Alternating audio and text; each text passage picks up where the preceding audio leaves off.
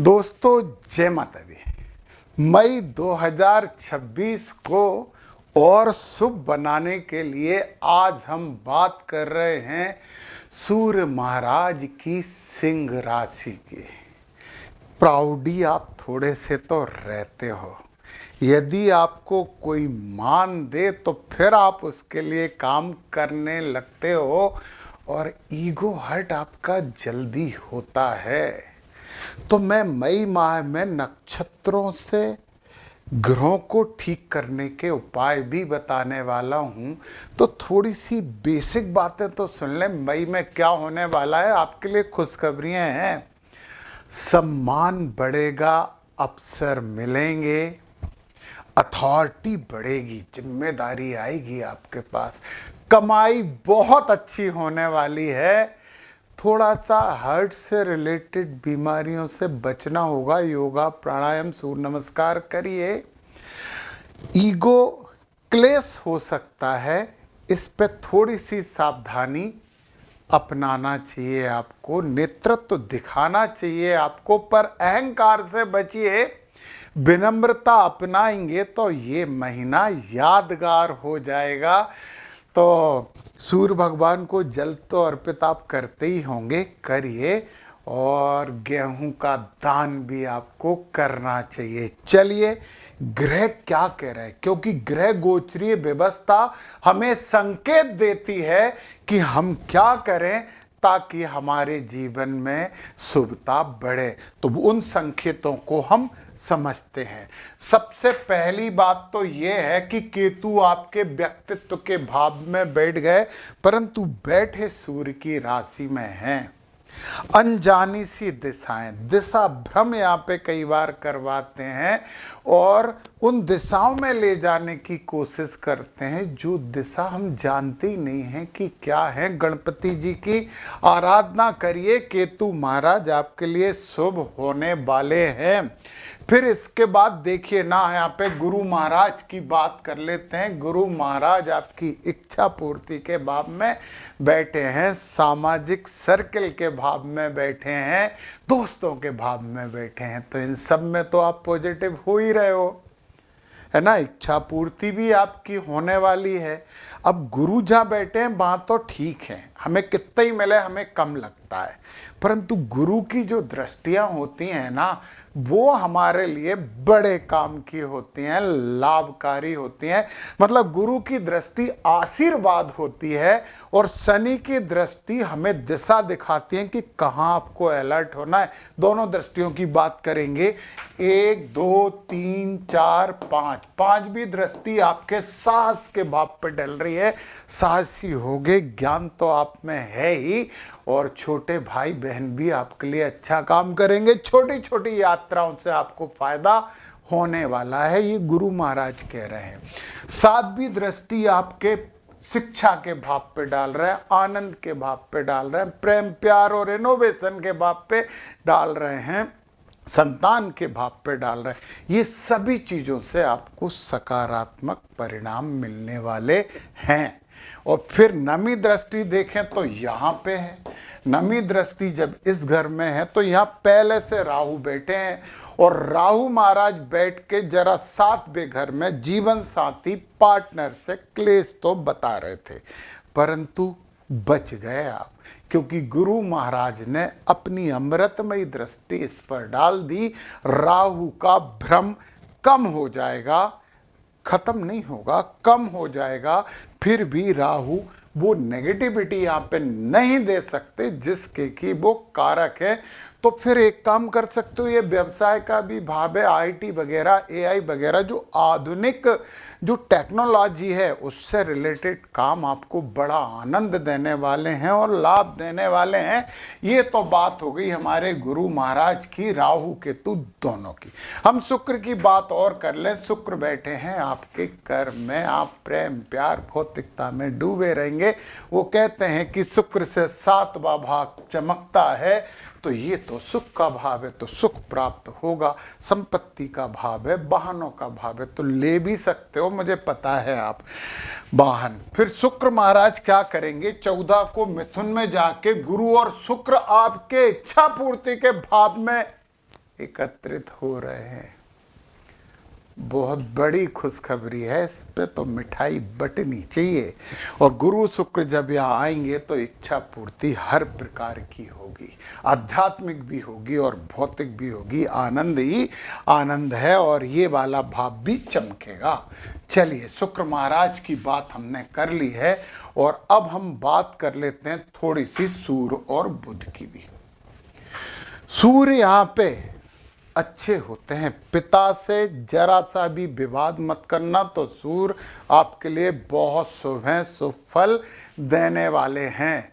और बुध महाराज भी ठीक ही हैं, क्योंकि हम ये धर्म का भाव है और धर्म में हम बुद्धि चलाएंगे। तो यहाँ पे इसलिए कहते हैं कि बुध बहुत अच्छे नहीं होते, परंतु देखिए ना, बुध 14 तारीख से यहाँ आके आपके लिए बहुत लाभकारी होने वाले हैं। और सूर्य भी 15 तारीख से यहाँ के बुद्धादित्य योग आपके कर्म भाव में बनने वाला है। अब तो आपके आगे कोई नहीं टिकने वाला है। तो राजनीतिक पकड़ भी आपको प्राप्त हो सकती है, राजनीति में हो तो कुछ अच्छा भी हो सकता है।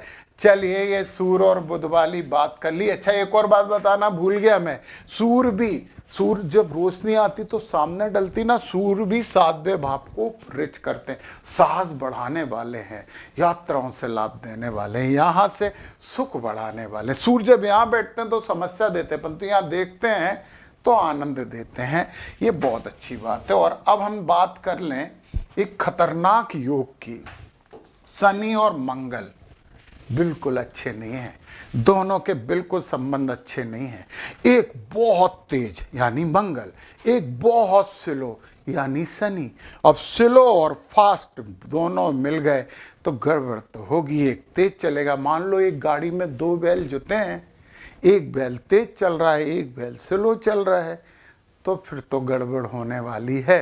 परंतु यार, यहाँ पे भी एक खुशखबरी निकल के तो आती है, एक सकारात्मकता निकल के आती है कि दोनों गुरु के घर में बैठे हैं। गुरु महाराज की राशि है मीन, गुरु का सम्मान तो दोनों का करना पड़ेगा, एट लास्ट सुनेंगे तो गुरु की। तो इसलिए ये जितने बुरे अष्टम में हो सकते थे उतने बुरे नहीं होंगे। अब एक बात बता दूं, शनि यहाँ से दीर्घजीवी बनाते हैं और मंगल जब यहाँ बैठते हैं तो वो कहते हैं कि यार गाड़ी वाहन वगैरह सावधानी से चलाएं और किसी भी प्रकार के बड़े विवादों से दूर रहें। मतलब 2 लोग लड़ रहे हैं तो उन्हें समझाने भी मत जाना, ये बात आप कान खोल के सुन लीजिए। और मंगल महाराज तो फिर आपके आ जाएंगे कहाँ, 11 तारीख से मेष में आ जाएंगे, तो फिर और आनंद वाली बात हो गई, आपके भाग्य में आ गए। बहुत अच्छी बात है, एग्रेशन होंगे, धार्मिक यात्रा कर लेना चाहिए, हनुमान जी की आराधना करिए। अब मैं शनि की उन दृष्टियों की बात करता हूं जिसमें शनि आपसे कहते हैं, आपको समझाते हैं कि भैया, बेटा, दादा, इन चीजों में सावधानी बरतिए। कौन कौन सी चीजों में सावधानी की कह रहे हैं? 1 2 3, ये तीसरी दृष्टि शनि की यहां आ गई। वो कह रहे हैं कर्म में ईमानदारी रखिए, लोगों की हेल्प करिए, झूठ का सहारा मत लीजिए, तो मैं आपको कर्मठ बना के फल दिलवा दूंगा, मैं आपको जॉब भी दिलवा दूंगा। ईमानदारी से मेहनत करिए। न्यायाधीश हैं, बेईमानी बर्दाश्त नहीं है उन्हें बिल्कुल। तो समझ गए, पहली चीज।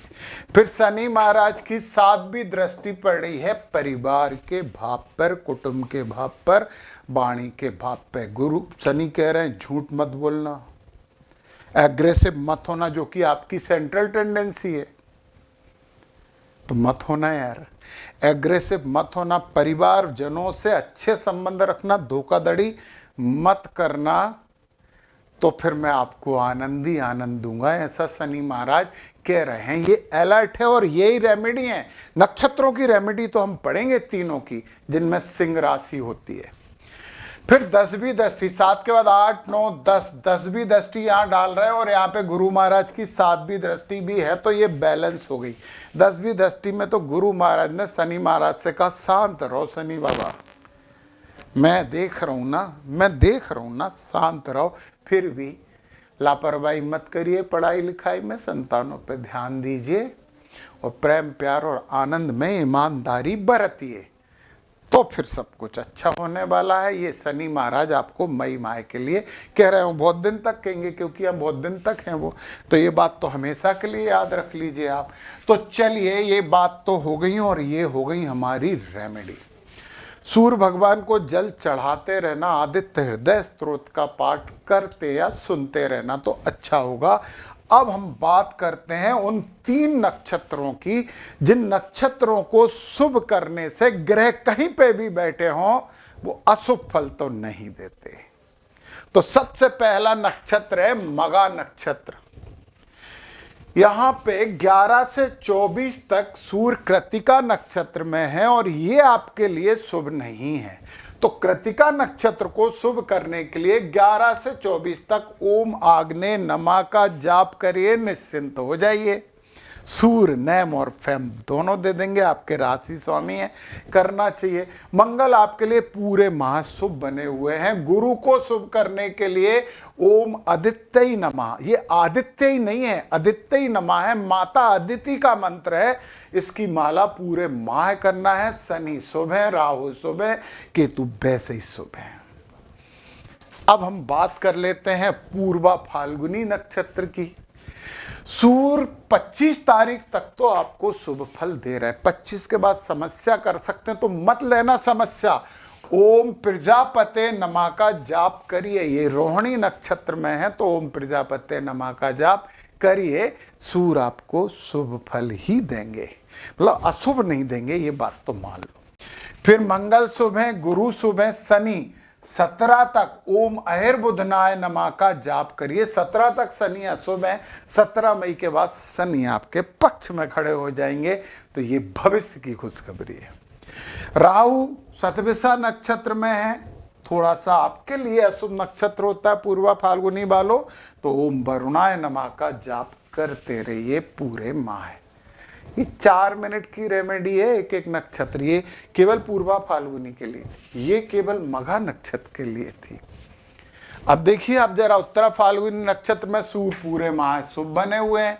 मंगल 11 तारीख तक ओम पूखड़े नमः से शुभ फल देंगे, रेवती नक्षत्र में है इसलिए। गुरु ओम आदित्य नमः का जाप करोगे तो पूरे माह गुरु आपको अशुभ फल नहीं देंगे। 17 के बाद शनि महाराज के लिए ओम पूखड़े नमः का जाप करना है और बहुत दिन तक करना है। ये तो 7-8 महीने का काम है आपके लिए। तो 17 के बाद ओम पूखड़े नमः की जप करने की आदत डाल लीजिए। राहु शुभ है, केतु भी आपके लिए शुभ है। नक्षत्रों से हम अपना कर्म फल शुभ कर सकते हैं। नीचे डिस्क्रिप्शन में मेरे ऐप की लिंक है, यदि आप उसे क्लिक करोगे तो बहुत अच्छे अच्छे कोर्स आपको ज्योतिष के प्राप्त होंगे, जिससे आप अपना ज्ञान, अपना भाग्य, अपना भविष्य और दूसरे लोगों का भी भाग्य और भविष्य बदलने की क्षमता प्राप्त कर सकते हो। देखिए, बदलने का मतलब है सही डायरेक्शन दे देना, सही उपाय बता देना। ऐसे बहुत से कोर्स हैं, तो आप प्राप्त कर सकते हैं। जय माता दी।